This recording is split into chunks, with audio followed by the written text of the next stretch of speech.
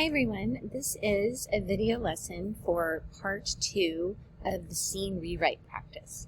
You should have already completed part 1 as a class. If you happen to be out of class or missed the class, then just complete the responses from part 1 as we go along. Okay, so you need to have this open, obviously, and you also need to have the either the actual text or the PDF of the text. And we are starting on page 31. So as a reminder, our scene is going to start here. It is part way through Act 1, Scene 1. So part 1, I'm just going to review our responses. I won't read everything, but for the second question, we talked about context.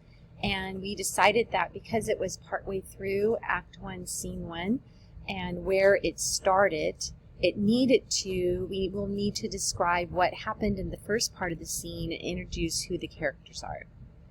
The second question, we're asking, is there anyone that we can eliminate? And because the first page, page 31, has the two Capulets, Lady and Lord Capulet, and the Prince, and then they don't show up again. The rest of it, they all exit. Only Montague and Lady Montague stay. We decided that we will also need to do a summary of this page rather than have all these different characters come in. So that's why we wrote the narrator could summarize what happened with Lord and Lady Capulet and the Prince. And this last bullet point, the question was, are there any areas that we could maybe just condense? The word condense means to limit or reduce, or even eliminate confusing if it's too long or confusing. And so we're thinking that conversation between Romeo and Benvolio can be shortened. Because as you can see, once we get to page 33, there is some conversation between Lady and Lord Montague and Benvolio for a couple of pages, not too long, but then Romeo comes in, and this goes on for quite a while. And sometimes Romeo talks for a really long time, and we can work around that, maybe reduce it and try to take out some of it or minimize it. Then, because we are not we're not having the Prince or the Capulets, we just listed who would be in this scene. We're not writing any names here because this is a practice one. No one's actually going to be in it. But when you do your own, you'll also be writing who will be speaking each of those parts. Okay, it talks about what the setup is going to look like. And then it talks about what resources you can use, because a big thing of this is you're going to write with some Shakespearean language and also with some contemporary language. So in your folder you should be able to find the Write Like Shakespeare, and here are some words that you can use to make it sound more Shakespearean. And also in your folder you should have the Shakespearean insults, and you might want to throw some of those sometimes, or even just part of them, to make it more amusing and sound more Shakespearean. And also for these two websites, this will help you not only understand better what the scene may be saying if that right-hand side of the text doesn't really help you enough, and it will give you some ideas about how to reduce it and maybe some language you can use.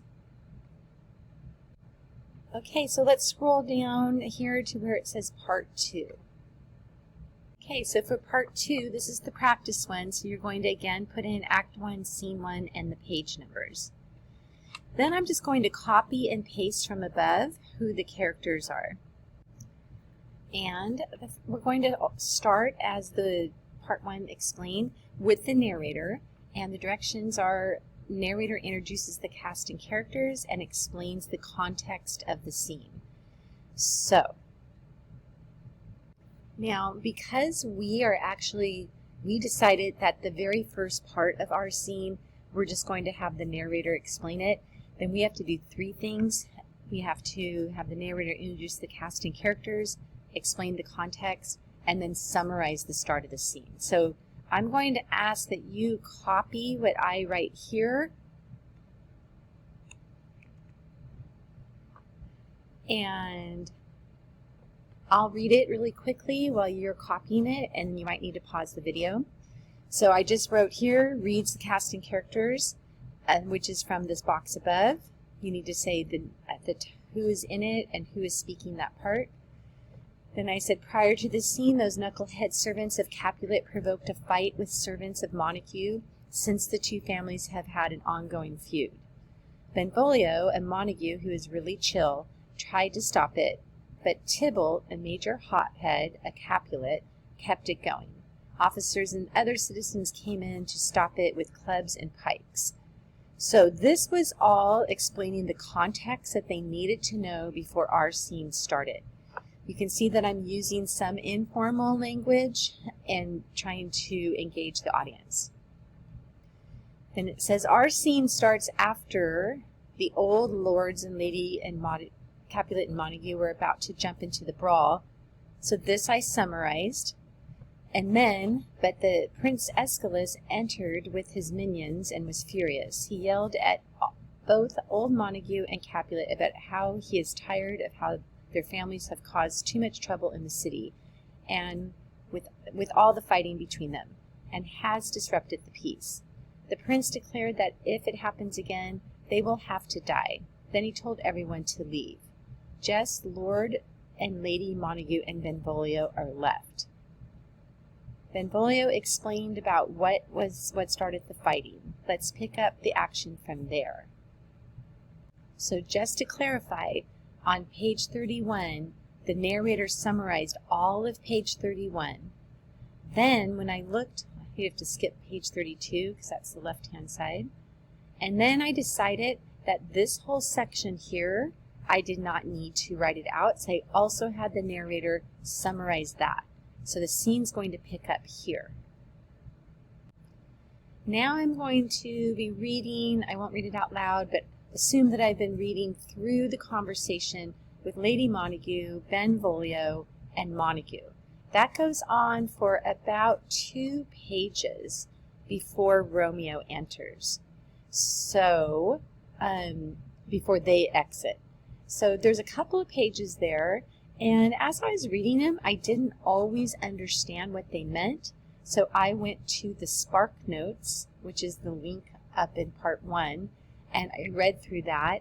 Then I made decisions about including some of that language and also including some Shakespearean language. So for instance, I wrote "Dost thou know where Romeo is?" I used this from the language from some of the handouts in your folder that's Shakespearean, and then said, "I'm so thankful he wasn't part of this violence in the streets." It's just slightly different revised. Then, and of course I want you writing all of this so you can reference it. Then you've got Benvolio responding. I made it a little shorter. I had to understand the context and understand it for me to spend some time reducing what he said. I combined some of their dialogue, and I tried to keep up with adding Shakespearean language in addition to including my own language.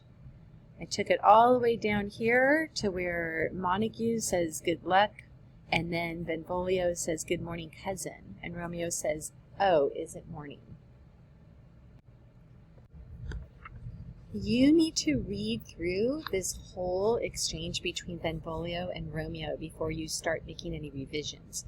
It's on page 37, 39, 41, and 43.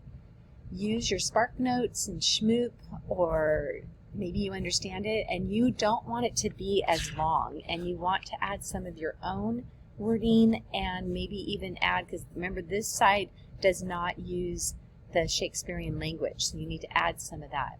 So take out some parts, reduce some parts, combine some parts, but bring it down to a shorter exchange between the two of them. Anything you keep in has to keep the plot going. And then end it with the narrator saying something. When you are working with your group, you might decide that you want to split it up, where some members of your group look at one page and some the other page, or you might want to work together. So you guys have to decide. I would say answer the big questions first about the scene, what needs to stay in for sure, and give everyone some guidance. But you need to work through that on your own. Good luck, and let your teacher know if you have any questions.